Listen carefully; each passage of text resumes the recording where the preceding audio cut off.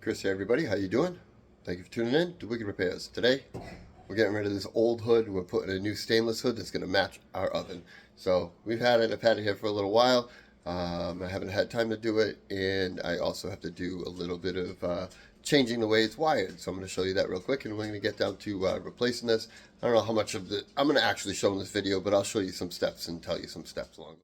So you see I took down the panel here where the wiring is, and the way that this is, it's hardwired in here, coming out of the wall and straight into the unit itself, where my new unit is actually a 120 volt plug-in style microwave. So we're going to have to change this. I'm going to take this wiring apart. I'm going to go downstairs to the breaker first, of course, and I'm going to shut the breaker off because we do have power up here still. And we are going to take the wiring apart, and we are going to start disassembling this hood. You can see how old it is. It's been here for a long time, but we're going to take the screws that are in here and take this all apart. And some screws over here. And we're going to take this all apart, and we're going to take the wiring apart and get it prepared to put an outlet in. I'm probably going to wind up putting the outlet up here inside this cabinet somehow, and put a hole under the cabinet for the plug to go into with the hole saw, and have it come through and plug in up here. All right, so we officially do not have power here. It took me a few minutes. I had my kids help me, and I shut off some breakers while they do it because this is an older house, and for some reason, this is hooked up to the basement lights. I don't know. Don't ask me. I didn't wire it in. I just bought the house. It's been like this since 1952 as far as I'm concerned. So I found it anyhow, and we shut it off, and I'm going to start to take it apart and remove this stuff. Another thing I did was I put a tarp over our brand new oven here, so that way if anything falls, we don't damage anything. So you might want to take that into consideration as well to protect your oven. If it's an old one already and you're going to replace it, then it doesn't matter if stuff falls on it, but this is brand new, so that's why we're replacing this old hood and putting the a new stainless one that matches. All right, so I have the main wiring disconnected. I actually removed the fan completely because I'm probably going to hang on to it just for a project or something. Who knows? I like to keep things. And we have our main wiring coming in, our ground, and our hot wires, coming in for the outlet.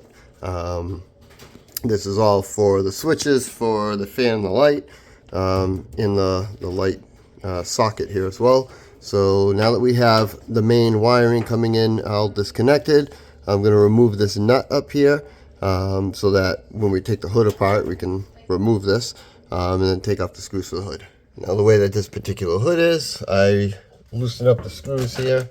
See if I get a light in there. When I loosen up the screws, that one kind of fell right off. That one I actually moved completely, so it's only hanging on by a little bit, but you can see that it's all loose in here now. Got the nut off inside there to be able to pull everything through. And I'm not sure what other kind of surprises we might have in here, but we'll see. So I'm going to attempt to pull this off and remove it. And there it is. It actually popped right off relatively easy.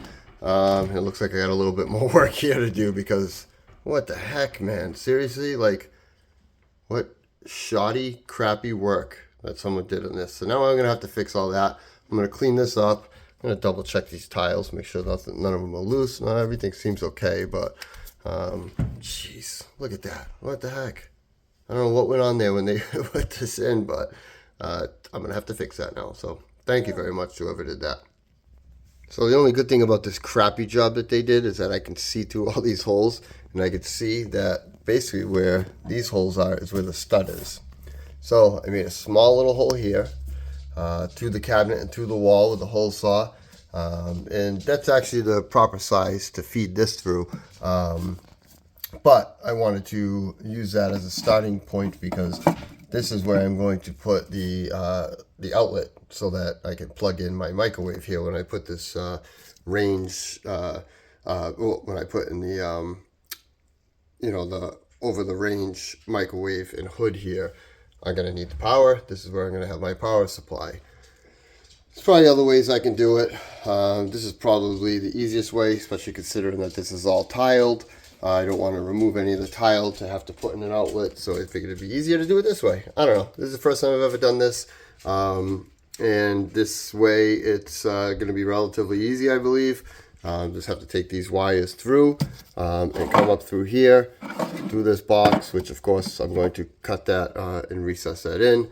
And that's going to be the outlet. So just to let you know, that's where we're at. So you can see I pulled the wires through here. I made the cut up here. Yeah, it looks a little hideous on the right side. What I did was I used a hole saw in the four corners, and then I used a Sawzall and I just cut a rectangle out. But with the box in there, you can't see it as much, and whatever's left there, I will make it look good. Plus it's up in the cabinet, which isn't so bad, but so I pulled these wires through. I'm going to get the box that we have and set it in there.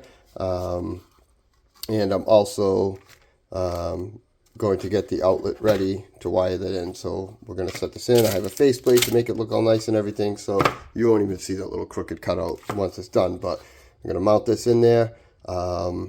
Again, this part really, I should take down the cabinet to do this more properly, so that part's not sticking there, but that's the way I'm going to do it. I'm not going to take the whole cabinet apart. Once this is in there and the outlet is in there and this faceplate cover is on, you're only going to see a tiny bit of this. It's not going to make much of a difference. And once again, it's up in the cabinet. So I want to get this done, get this in there. A little bit of shoddy work, but it's fine by me, and it's not going to bother me up there. So we're going to wire this in and get this box in there and square that away and double check. We'll turn power back on and make sure that the power is to it and working properly. All right, so we have the box kind of set in. We have the ground wire there where the green bolt is.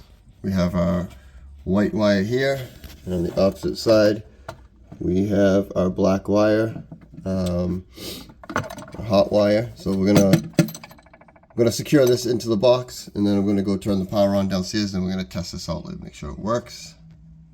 Hopefully everything has gone well. All right, so we have our power back on now, just to make sure it works. I'm going to, oh yeah, we got power there, no problem. Let me check the other side, and we have power there, so we are good. We officially have power back on here and throughout the kitchen. So I'm going to button this up a little bit more, and then we're going to start to put and do a little bit of cleanup, because I like to clean up along the way, and then we're going to start to look at the directions to install this microwave and get that all done. So right now I'm at the point where I'm about to install the microwave, so definitely very important to look at the directions when you're installing something like this. And make sure you read all the cautions and important things, all these little notes that are in there. So I'm looking at that right now, and then we're going to start basically here and attaching the mounting plate to the wall. Not sure if there's going to be adequate room on my wall to do this, or if I'm going to have to take some tiles off. So we are going to read through this very well and very carefully. Then go to the wall and check the mounting plate and measure and everything and see what we have to do. Hopefully we don't have to do any of that, but if we do, so be it. So I got the plate put in for the bottom. There is studs here and here to the left, and then I have one bolt here with the toggle bolt style. Now I was able to drill right through the tile with a little diamond bit that I had, and which was great because I also made a hole here just in case, but I didn't really need that one. So I was able to cut through the tile with a little diamond bit that I had, no problem, without having to remove any tile. So we did that, got the plate all installed, drilled a hole here, drilled a 2-inch hole here for the cord to go through, and another hole in the front for mounting of the microwave. So there's, I'll show you where those mount. So right here and right here coming to the top of the cabinet are going to be bolts that hold that on.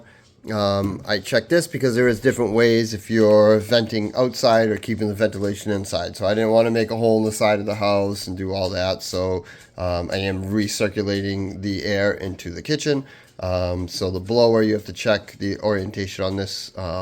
to make sure that the blower fans are properly in the proper direction. So these are forward, so that it will come out the vent and blow up through the house.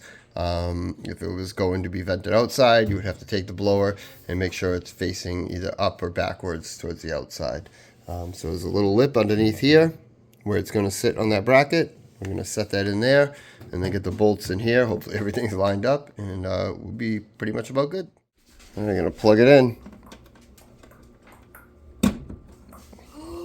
Wow, it's working. Yay. I'll have to set it all up, but very nice. Yeah. So there it is. It's all set. Good to go. I've already used it. Heated up a cup of coffee just for the heck of it. Just use it to soften up a little bit of butter to make some sugar cookies. So it's all in good working order. It's up there and secure. Right up here in the corners, there is bolts that come down through here. We have the plug there. I have the wire secured up there. And we are good to go. So I hope you enjoyed, what I showed of installing this. I think for the most part I showed all the most important things. And yeah, I mean, it was quite a bit of work to do it and make sure everything was lined up properly, putting the bracket in. So it requires a little bit of knowledge, a little bit of drilling, cutting, that type of thing. But it probably saved me at least a few $100 or something to have somebody come and do this. So it's all good now. Thank you for watching, and we'll see you next time.